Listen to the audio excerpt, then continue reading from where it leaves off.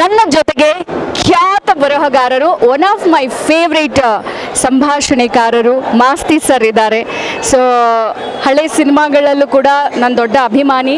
Of course ball ಪೆನ್ನಿಂದ ನಾನು ಅವರ ನೋಡ್ಕೊಂಡು ಬಂದವರ ರೈಟಿಂಗ್ಸ್ ಆಗಿರ್ಬೋದು, ಆ ಡೈಲಾಗ್ಸ್, ಆ ಮಧ್ಯದಲ್ಲಿ ಆ ಪಂಚ್ ಆಗಿರ್ಬೋದು, ಹಾಗೆ ಆ ಡೆಡಿಕೇಶನ್ ನನಗಂತೂ ಸಖತ್ ಇಷ್ಟ. ನನ್ನ ಜೊತೆಗೆ ನೇರವಾಗಿ ನನ್ನ ಮೊದಲ ಸಂದರ್ಶನ, ಇಷ್ಟು ವರ್ಷ ಆದರೂ ಕೂಡ ಬೈಕೋಬೇಡಿ. ಸರ್ ನಮಸ್ತೆ. ನಮಸ್ಕಾರ ಮೇಡಮ್, ಹೇಗಿದ್ದೀರಾ? ಚೆನ್ನಾಗಿದ್ದೀನಿ ಮೇಡಮ್. ಸರ್ ಡೈಲಾಗ್ಸ್ ನೋಡಿದೆ, ಆ್ಯಕ್ಚುಲಿ ಮುಂಚೆ ತುಂಬ ಕನೆಕ್ಟ್ ಆಗ್ತಾ ಇತ್ತು ಸರ್. ಇವಾಗ ಕನೆಕ್ಟ್ ಜೊತೆಗೆ ಮಧ್ಯ ಮಧ್ಯ ಪಂಚ್ ಇದೆಯಲ್ಲ, ಅದು ಅಲ್ಲಲ್ಲೇ ನಗು ತರಿಸುತ್ತೆ, ಅಲ್ಲಲ್ಲೇ ಭಾವುಕರು ಆಗ್ತೀವಿ. ಈ ಸಿನಿಮಾದಲ್ಲಿ ಅನಿಸಿದ್ದು ನಿಜ. ಅಫ್ಕೋರ್ಸ್ ಕಾಟೇರ ಸಿನಿಮಾದಲ್ಲಿ ಹ್ಯಾಟ್ಸ್ ಆಫ್. ಇವಾಗ ಇನ್ನೊಂದು ಸ್ವಲ್ಪ ಖುಷಿ ಆಯಿತು. ಪರವಾಗಿಲ್ಲ ಸರ್, ಆಡಿಯನ್ಸ್ ಹೇಗೆ ಅಪ್ಗ್ರೇಡ್ ಆಗ್ತಿದ್ದಾರೋ ಸರ್ ಕೂಡ ಮಧ್ಯ ಮಧ್ಯದಲ್ಲೇ ಹಾಗೆ ಅಲ್ಲಲ್ಲಿ ಒಂದು ಚಿನ್ಕುರುಳಿ ನಗು ತರಿಸ್ತಾ ಇದ್ದಾರೆ ಅಂತ ಹೇಳಿ. ಸರ್ ಫಸ್ಟ್ ಆಫ್ ಆಲ್ ಈ ಸಕ್ಸಸ್ ಜನ ನೋಡ್ತಾ ಇದೆ, ಎಲ್ರಿಗೂ ಕೂಡ ಅಂದರೆ ಹೊಸ ಹೊಸ ಸಿನಿಮಾಗಳು ಬರ್ತಾ ಇದೆ ನಿಜ, ಹಾಗಂತ ಎಲ್ಲೂ ಕೂಡ ರೆಸಿಸ್ಟರ್ ಆಗ್ತಾ ಇಲ್ಲ ಕೆಲವೊಂದು ಕಡೆ. ಬಟ್ ಮೇನ್ ಬೇಕಾಗಿರೋದೇ ಕಾಂಟೆಂಟ್ ಜೊತೆಗೆ ಅಲ್ಲಿರುವಂಥ ಸಂಭಾಷಣೆ. ಈ ಎರಡು ಕೀ ಎಲ್ಲ ಚಿತ್ರದಲ್ಲೂ ಸಿಗ್ತಾ ಹೋದರೆ ಪಕ್ಕ 100 ಅಟ್ಲೀಸ್ಟ್ 50 ಡೇಸ್ ಆದರೂ ಇವಾಗ ತಲುಪುತ್ತೆ. ಸೊ ಫಸ್ಟ್ ಆ ಒಂದು ವಿಷಯಕ್ಕೆ congratulation and hats off sir. ಮಾತಾಡಿ. Thank you madam. ಏನಂದರೆ ನೀವು ಹೇಳಿದ್ದಂಗೆ ಆಡಿಯನ್ಸ್ನ ನಗಿಸೋದು ಕಷ್ಟ, ಅಳಿಸೋದು ಕಷ್ಟ. ಫ್ಲ್ಯಾಟಾಗಿ ಕೂರಿಸ್ಕೊಳ್ಬೋದು, ಆದರೆ ಅವ್ರಿಗೇನಾದರೂ ನಾವು ಕೊಡಬೇಕಲ್ಲ, ಒಂದು ಭಾವನಾತ್ಮಕವಾಗಿ ಇಲ್ಲ ಮನೋರಂಜನಾತ್ಮಕವಾಗಿ ಅವ್ರಿಗೇನಾದ್ರು ಕೊಡಬೇಕು ಅಂದಾಗ ಸ್ಕ್ರಿಪ್ಟ್ ಕೆಲಸ ಮಾಡಬೇಕು. ಸೊ ಇದರಲ್ಲಿ ಆ ಸ್ಕ್ರಿಪ್ಟ್ ತುಂಬ ಚೆನ್ನಾಗಿ ಆಗಿತ್ತು. ಅಭಿ ಅದೇ ಭಾಗದ ಹುಡುಗ ಆಗಿದ್ದ, ಉತ್ತರ ಕರ್ನಾಟಕದ ಹುಡುಗ ಆಗಿರೋದ್ರಿಂದ ಅವ್ರ ಬರವಣಿಗೆ ಮತ್ತು ಅವರು ಅನುಭವಿಸಿದ್ದ ಯಾತನೆ, ದುಃಖ, ಖುಷಿ ಎಲ್ಲನೂ ಒಗ್ಗೂಡಿಸಿ ಒಂದು ಕತೆ ಮಾಡಿದ್ದು. ಸೊ ಈ ಅನುಭವ ಹೆಂಗೆ ಬರ್ತು ಅಂದರೆ ಸೂರಿ ಸರ್ ಜೊತೆ ಒಂದು 10-12 ವರ್ಷ ಕೆಲಸ ಮಾಡಿದ್ದು.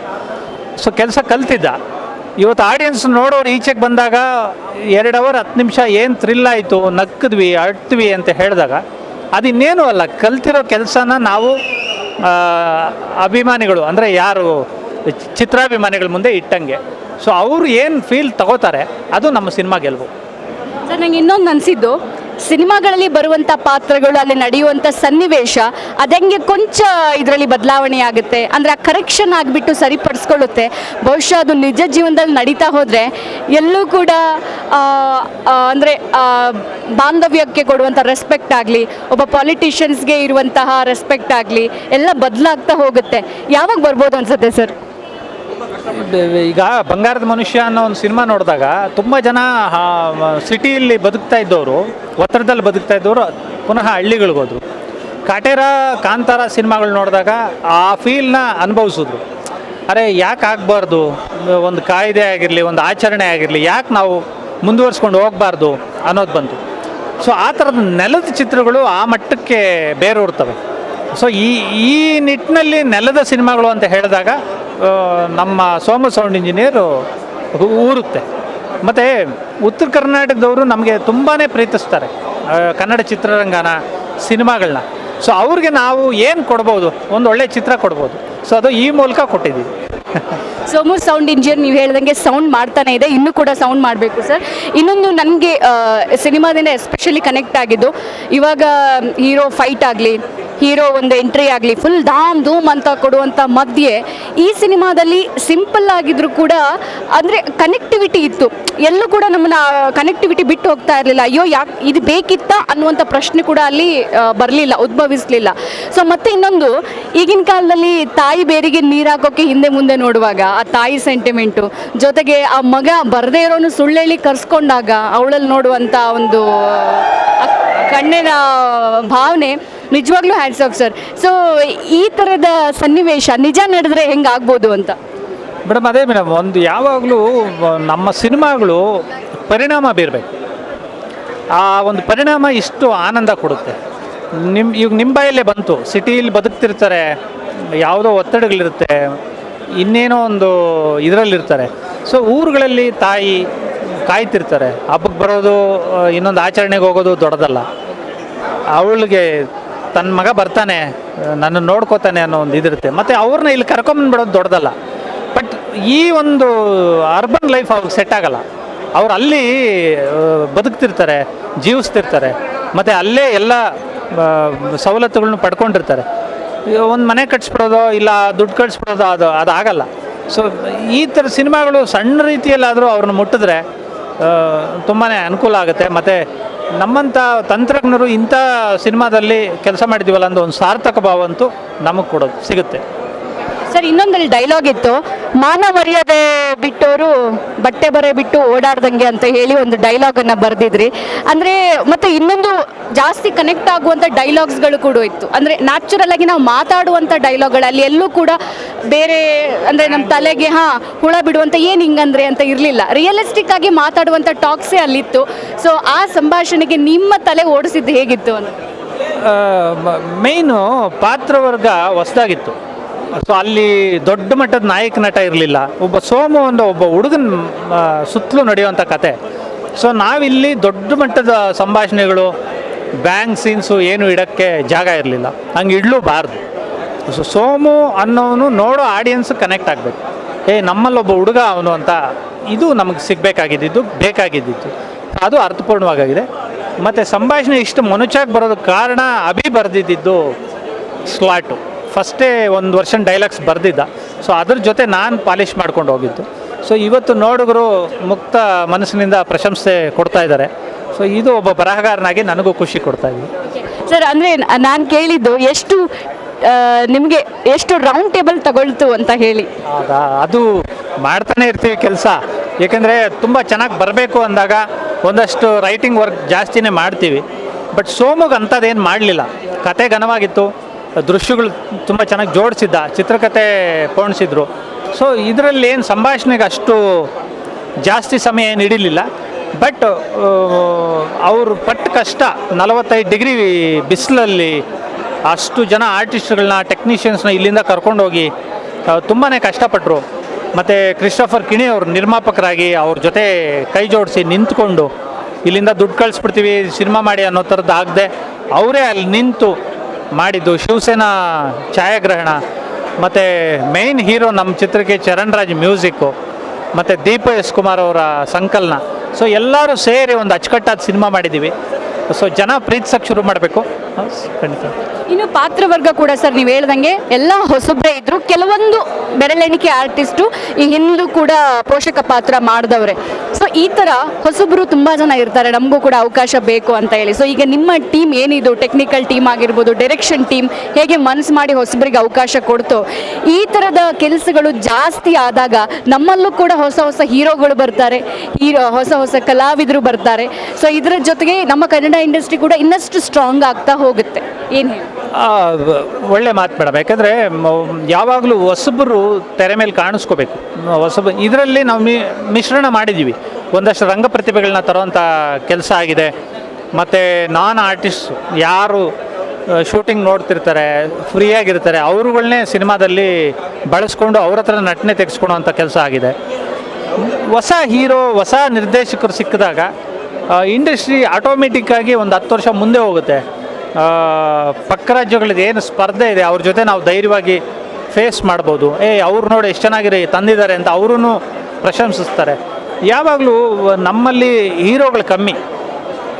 ಹೀರೋಗಳ ಹತ್ರನೇ ಎಲ್ಲರೂ ಹೋಗೋಕ್ಕೆ ಸಾಧ್ಯ ಇಲ್ಲ. ಯಾಕೆಂದರೆ ಅವ್ರದ್ದೇ ಆದ ಒಂದು ಚೌಕಟ್ಟಿರುತ್ತೆ. ಅವ್ರುಗಳು ಆಯ್ಕೆ ಮಾಡ್ಕೊಳೋ ಕತೆಗಳಿಗೊಂದು ಪರಿಮಿತಿ ಇರುತ್ತೆ. ಬಟ್ ಹೊಸಬರಿಗೆ ನಾವು ಬರಿಬೋದು, ತುಂಬ ಚೆನ್ನಾಗಿ ಬರಿಬೋದು. ಅವ್ರಿಗೊಂದು ಹಸಿವಿರಬೇಕು. ಆ ಹಸಿವಿದ್ದಾಗ ಆಟೋಮೆಟಿಕ್ಕಾಗಿ ಅವ್ರು ಚೆನ್ನಾಗೇ ಮಾಡ್ತಾರೆ. ಸೊ ಆ ಪ್ರಯತ್ನ ಸೋಮು ಸೌಂಡ್ ಇಂಜಿನಿಯರಲ್ಲಿ ಆಗಿದೆ. ಸೊ ನಿಮ್ಮಗಳು ಸಪೋರ್ಟು ನಮ್ಗೆ ಸಿಗ್ತಾ ಇದೆ. ಸರ್ ಇನ್ನೊಂದು, ನೀವು ಪರಭಾಷಿಗರಿಗೆ ಹೇಳಿದ್ರಿ, ಬಟ್ ಅಲ್ಲಿ ಇರುವಂಥ ಯೂನಿಟಿ, ಒಂದು ಒಗ್ಗಟ್ಟು ನಮಗೆ ಇಲ್ಲಿ ಎಲ್ಲೋ ಒಂದು ಕಡೆ ತೋರಿಸ್ತಾ ಇಲ್ಲ. 0.5% ಮಾತ್ರ ನಮಗೆ ಗೊತ್ತಾಗ್ತಾ ಇರೋದು. ಈಗ ನಿಮ್ಮ ಒಂದು ಬರವಣಿಗೆಯ ಅಭಿಮಾನಿಗಳಾಗಿರ್ಬೋದು, ಜೊತೆಗೆ ಬೇರೆ ಸಿನಿಮಾದಲ್ಲಿ ನೋಡಿದ್ರು ಫ್ರೆಂಡ್ಸ್ಗಳಾಗಿರ್ಬೋದು. ಸೊ ಅವರು ಬರ್ತಾರೆ ಹೊರತು ಅಂದರೆ ಆ ಪ್ರಮೋಷನ್ ಮಾಡೋಕ್ಕೆ ನಮ್ಮಲ್ಲಿ ಯೂನಿಟಿ ಕಾಣಿಸ್ತಾ ಇಲ್ಲ. ಇದು ತುಂಬ ಕಡಿಮೆ. ಹಿಂದೆ ಇದೆ, ಒಗ್ಗಟ್ಟಿದೆ. ಏನಂದರೆ ಒಂದು ಹೆಲ್ತಿ ಕಾಂಪಿಟೇಷನ್ ಅಂತೂ ನಡೀತಿರುತ್ತೆ. ಬಟ್ ನಾನು ನೀನು ಅಂತ ಬಂದಾಗ ಸ್ಪರ್ಧೆ ಇದೆ. ಬಟ್ ಕನ್ನಡ ಅಂತ ಬಂದಾಗ ನಾವೆಲ್ಲ ಒಂದೇ. ಸೊ ಆ ಥರದ್ದು ಕನ್ನಡ ನಮ್ಮ ಇಂಡಸ್ಟ್ರಿ ಅಂತ ಹೇಳಿದಾಗ ಎಲ್ಲ ಹೀರೋಗಳೂ ಒಂದು ಹೆಜ್ಜೆ ಮುಂದೆನೇ ಬಂದು ಹೆಗಲ ಮೇಲೆ ಕೈ ಹಾಕ್ಕೊಂಡು ನಿಂತ್ಕೋತಾರೆ. ಸೊ ಅವರುಗಳ ಹಾದಿನೇ ನಮ್ಮದೆಲ್ಲ. ಈಗ ಅಣ್ಣ ಅವರಾಗಿರ್ಬೋದು, ವಿಷ್ಣು ಸರ್ ಆಗಿರ್ಬೋದು, ಶಂಕರ್ನಾಗ್ ಸರ್ ಆಗಿರ್ಬೋದು, ಈಗ ದರ್ಶನ್ ಸರು, ಯಶ್ ಅವರು, ಧ್ರುವ ಸಾರು, ತುಂಬ ಶಿವಣ್ಣ, ಅಪ್ಪು ಸರ್ ಮಾರ್ಗದರ್ಶನ, ಇವ್ರದ್ದೆಲ್ಲ ಮಾರ್ಗದರ್ಶನ ಇರೋದಕ್ಕೆ ನಾವುಗಳು ಹೊಸೊಬ್ಬರನ್ನ ಇಟ್ಕೊಂಡು ಪಿಕ್ಚರ್ ಮಾಡೋ ಸಾಧ್ಯ ಆಗ್ತಾಯಿದೆ. ಸೊ ಈ ಸಿನಿಮಾಕ್ಕೆ ನಮಗೆ ಗೊತ್ತಿಲ್ಲದೇನೋ ಜಾಕಿ ನಮ್ಮ ಅಪ್ಪು ಸರ್ ಸಿನಿಮಾ ತುಂಬಾ ಇನ್ಸ್ಪೈರಿಂಗ್ ಇದೆ.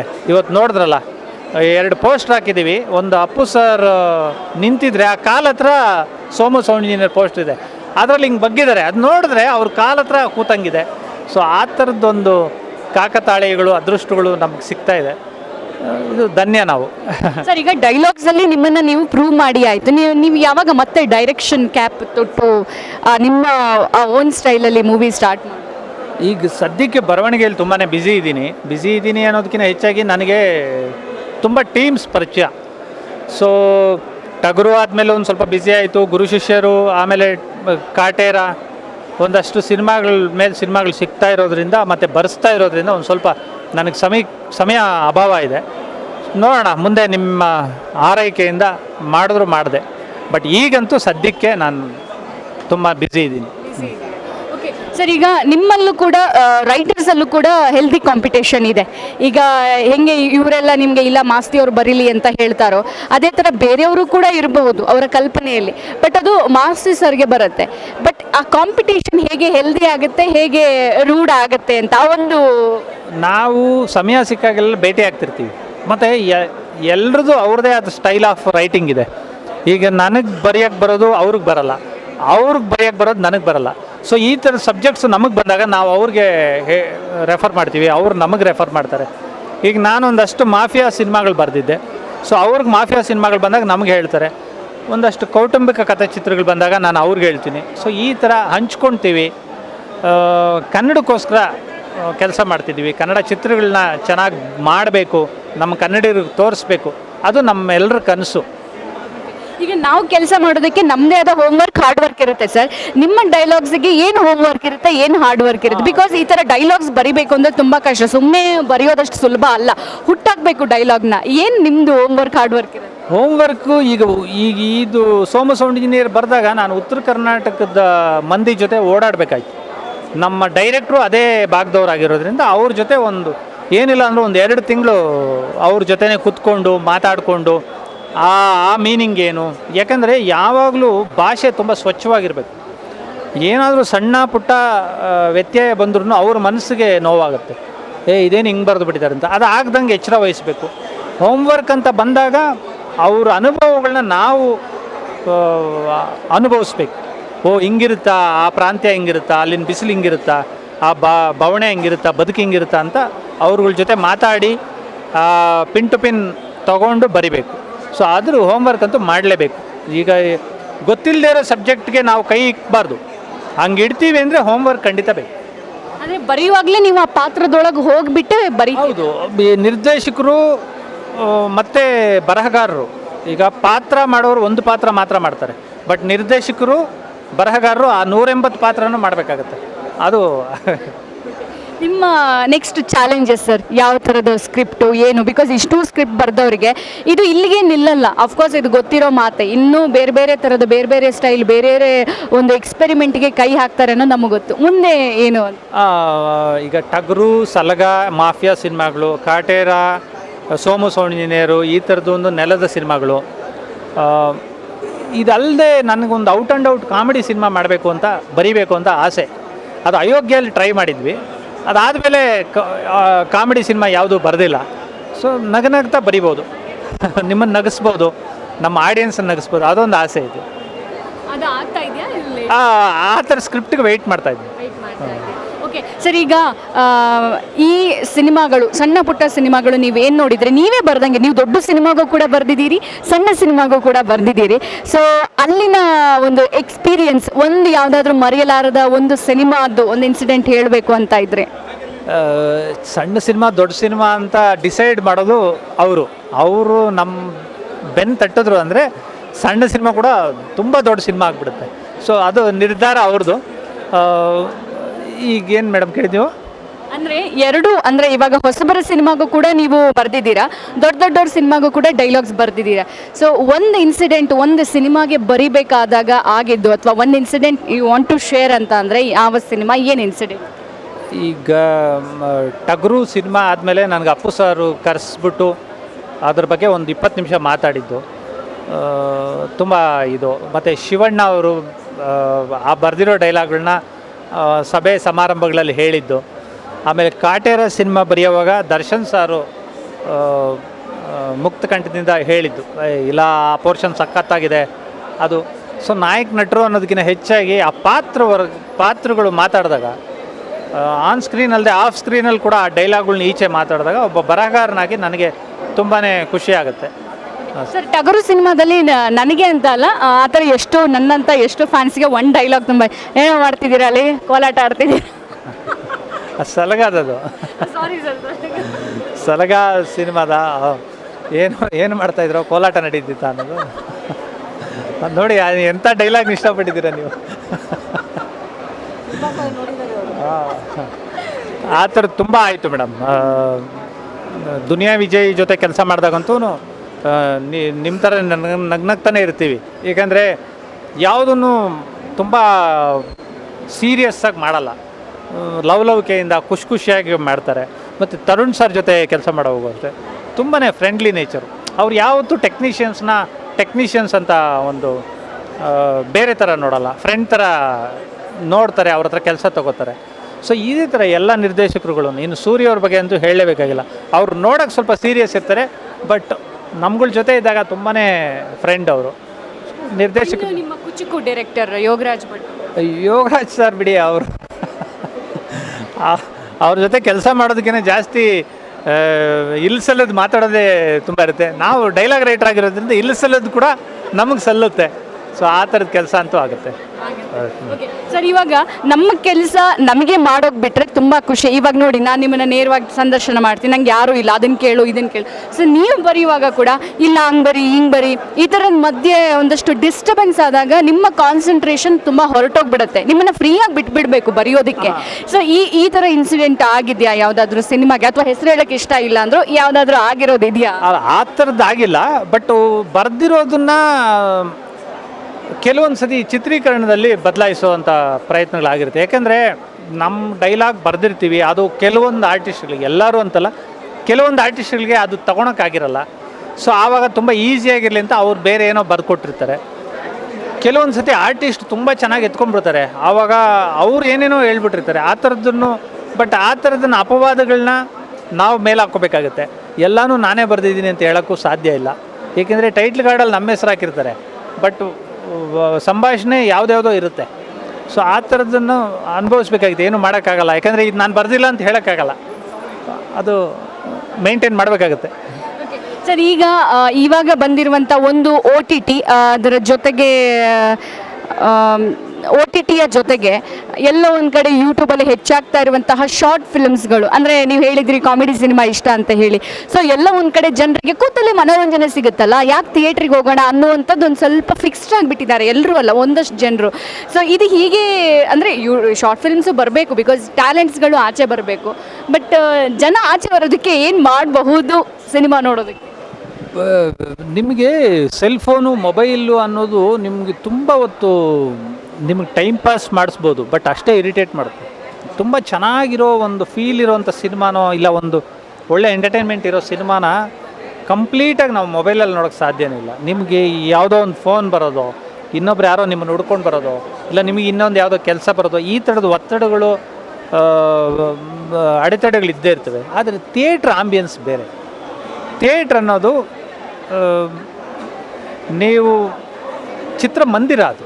ಸೊ ಇಲ್ಲಿ ಬಂದು ಆ ಬೆಳ್ಳಿ ತೆರೆ ಮೇಲೆ ನೋಡೋದು, ಆ ಸೌಂಡಿಂಗ್ನ ಅನುಭವಿಸೋದು, ಎಲ್ಲರೂ ಸಮಾನವಾಗಿ ಕುತ್ಕೊಳೋದು, ಈ ಫೀಲೇ ಬೇರೆ. ಅದಕ್ಕೆ ಇವತ್ತಿಗೂ ಥಿಯೇಟ್ರ್ ಆಂಬಿಯನ್ಸು ಸಿಂಗಲ್ ಟ್ಯಾಕೀಸೋ ಯಾವುದೋ ಇನ್ನೊಂದು ಟ್ಯಾಕೀಸ್ ಹೊಡೆದಾಕಿದ್ರು ಒಂದು ಮಾಲಲ್ಲಿ ಒಂದು 10 ಸ್ಕ್ರೀನ್ 11 ಸ್ಕ್ರೀನ್ ಮಾಡೇ ಮಾಡ್ತಾರೆ. ಮಾಲಲ್ಲಿ ಸ್ಕ್ರೀನ್ ಇಲ್ಲದೆ ಇರೋ ಮಾಲ್ ಅಂದರೆ ಆ ಮಾಲೇ ಅಲ್ಲ ಅದು. ಸೊ ಆ ಥರದ್ದು ಯಾವಾಗಲೂ. ಮತ್ತು ಸಿನಿ ಉದ್ಯಮ ಅನ್ನೋದು ನೆನ್ನೆ ಮೊನ್ನೆದಲ್ಲ, ನೀವು ಎಲ್ಲ ಹುಟ್ಟೇ ಇರಲಿಲ್ಲ, 100 ವರ್ಷದ ಉದ್ಯಮ. ಇದರದೇ ಆದ ಒಂದು ಇತಿಹಾಸ ಇದೆ, ಇದರದೇ ಆದ ಒಂದು ಸಂಪ್ರದಾಯ ಇದೆ. ಅದನ್ನು ಇವತ್ತಿಗೂ ಅನುಕರಣೆ ಮಾಡಿಕೊಂಡು ಅನುಸರಿಸ್ಕೊಂಡು ಬರ್ತಾ ಇದ್ದಾರೆ. ಸೊ ಅದು ಯಾವತ್ತೂ ನಶಿಸಿ ಹೋಗಲ್ಲ. ಸರ್, ನಿಮ್ಮದೇ ಆದ ಒಬ್ಬ ರೋಲ್ ಮಾಡೆಲ್ ಯಾರು ಸರ್ ಸಿನಿಮಾ ಇಂಡಸ್ಟ್ರಿ? ಸಿನಿಮಾ ಇಂಡಸ್ಟ್ರಿಗೆ ಬರೋದಕ್ಕೆ ನನಗೆ ಆವಾಗಿನ ಸಿನಿಮಾಗಳು ಅಂದರೆ ಸತ್ಯ, ರಾಮ್ ಗೋಪಾಲ್ ವರ್ಮ ಸರ್ದು ಕಂಪ್ನಿ, ಅವೆರಡೂ ಸಿನಿಮಾಗಳು ನನ್ನ ಮೇಲೆ ತುಂಬ ಪರಿಣಾಮ ಬೀರ್ತು.